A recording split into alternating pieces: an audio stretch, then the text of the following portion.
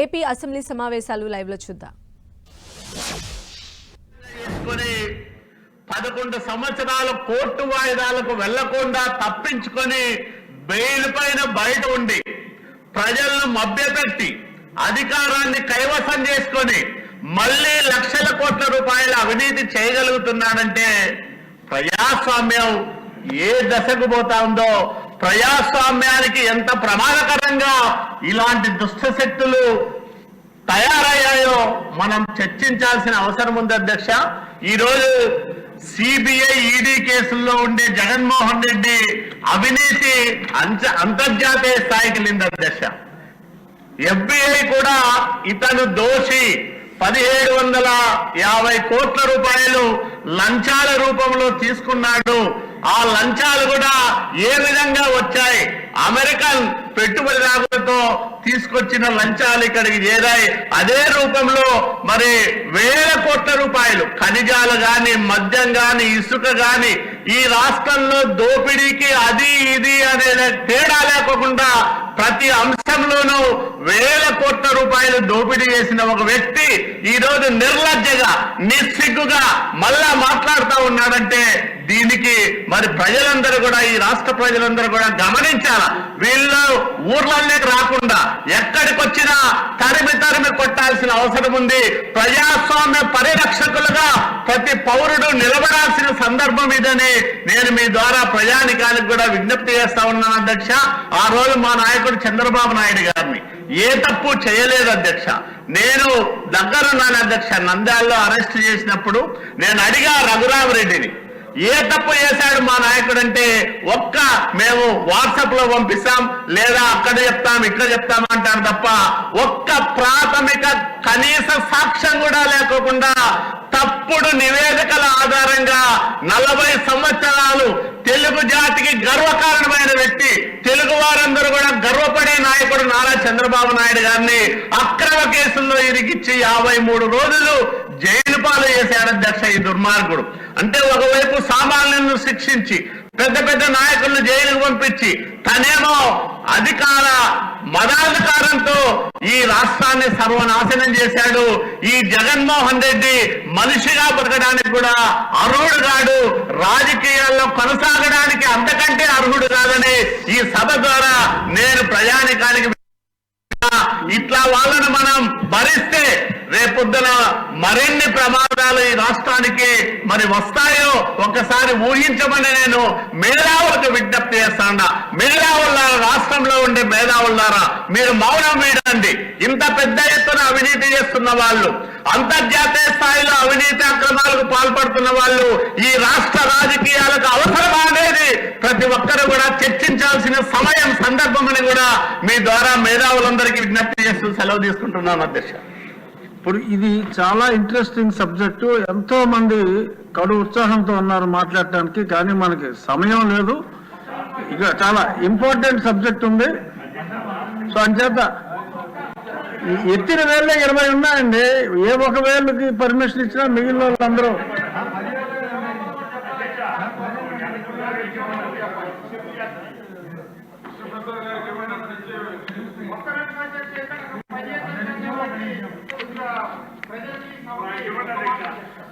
Bharatiya Janata party వాళ్ళు మాట్లాడితే సరే మీకు ఇస్తాను. మీకు ఇచ్చే ముందు ఒక్క నిమిషంలో ఇప్పుడు క్లుప్తంగానే ముగిస్తారు, భావం ఎక్కువగా ఉంటుంది. ఆదినారాయణ రెడ్డి గారు. భగవంతుడికి పేరు హిందూ కానాడు ఎందైనా ఉండాలని. ఈ జగన్ రెడ్డి ఎందైనా ఉన్నాడు అవినీతిలో.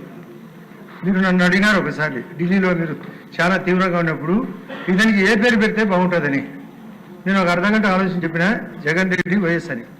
ఈ ప్రపంచంలో ఇంతవరకు మన సీఎం గారు ఎస్కోబార్ అని చెప్పినాను. ఎస్కోబార్ కూడా బాధపడతారు అధ్యక్ష. చాలా ఉన్నతుడు అంటే ఎస్కోబార్. కొన్నైనా దేశానికి సాయం చేయడంలో అంతమందిని సంపాదించిన కొందరికన్నా పంచుతున్నాడు. ఇతనికి ₹1 బిల్లు కూడా బయటకు తీసేది తెలియదు. నేను దగ్గరుండే వ్యక్తిని, మీరు కూడా దగ్గరున్నారు. కాబట్టి ఇటువంటి వ్యక్తి ఈ ఫ్రాడ్ చేయడం ఎంత చిన్నది అధ్యక్ష. నేను అందరూ అంటున్నారు 1,00,00,000 కోట్లని.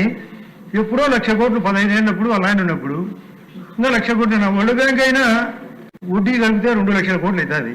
అతను అప్పుడు ఇప్పుడు ఎంత సంపాదించినాడు అనేది వీళ్ళందరికీ తెలుసా? ఎంత సంపాదించినది? ప్రతి దాంట్లో అంగడి.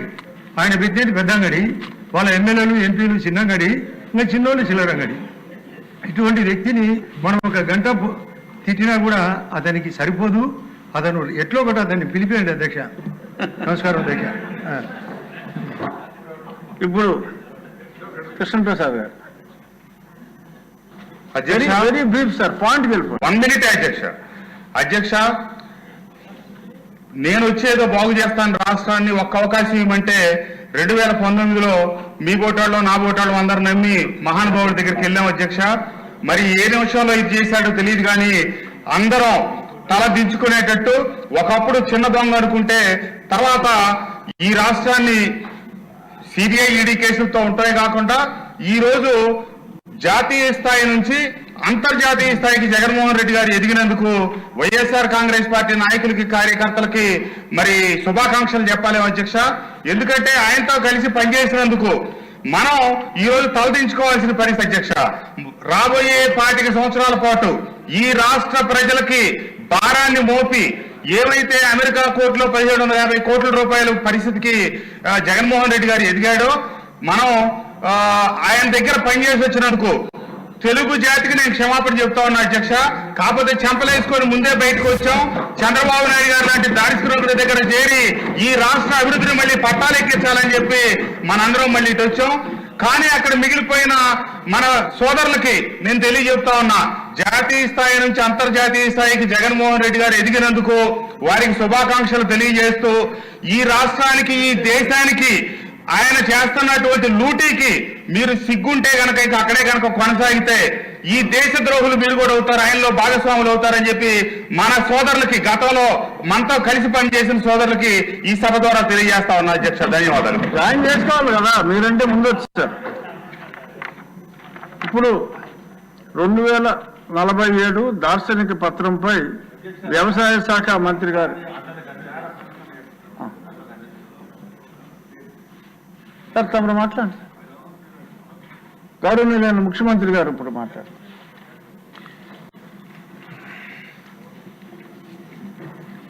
అధ్యక్ష,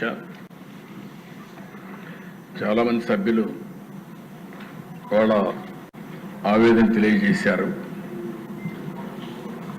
గడచిన 5 సంవత్సరాలుగా 5 నెలలుగా ప్రభుత్వంలో జరిగిన విధ్వంసం, అవినీతి, ఏ విధంగా దీని మీద ముందుకు పోవాలని కూడా చర్చించాం కొన్ని సందర్భాల్లో.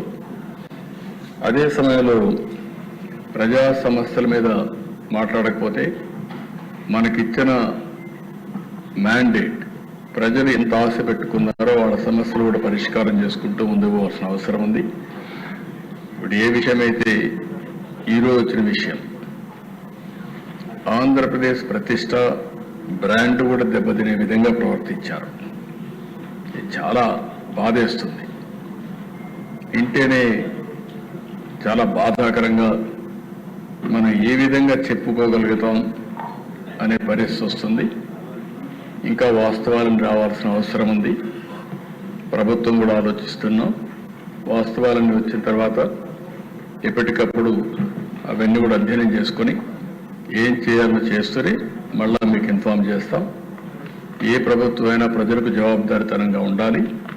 ఎవరు తప్పు చేసినా వాళ్ళ మీద యాక్షన్ తీసుకునే పరిస్థితి ఉంటేనే ఇంకొకరు ఇలాంటి తప్పులు చేయకుండా భయపడే పరిస్థితి వస్తుంది. ఏదేమైనా ఈరోజు నా దగ్గర ఏదైతే మీమారి కానీ అక్కడ వేసినటువంటి ఛార్జ్ షీట్ రిపోర్ట్ కానీ అన్నీ ఉన్నాయి. అది పబ్లిక్ డొమైన్లో ఉంది. దాని తర్వాత ఏమేమి ఉన్నాయన్నీ కూడా అధ్యయనం చేస్తాం. అధ్యయనం చేసి ఏం చేయాలనో మళ్ళీ మీ అందరి దగ్గరికి ఏం చేయాలో చేస్తూనే మీకు ఎప్పటికప్పుడు సమాచారం ఇస్తామని చెప్పి తెలియజేసుకుంటూ ఈరోజు రెగ్యులర్ బిజినెస్ పోదామని చెప్పి విజ్ఞప్తి చేస్తున్నాను. ధన్యవాదాలు. ఇప్పుడు 2047 దార్శనిక పత్రంపై వ్యవసాయ శాఖ మంత్రి గారి ప్రకటనను సభకు సమర్పిస్తారు. ఆర్థిక మంత్రి శ్రీ పయ్యావుల కేశవ గారి తరపున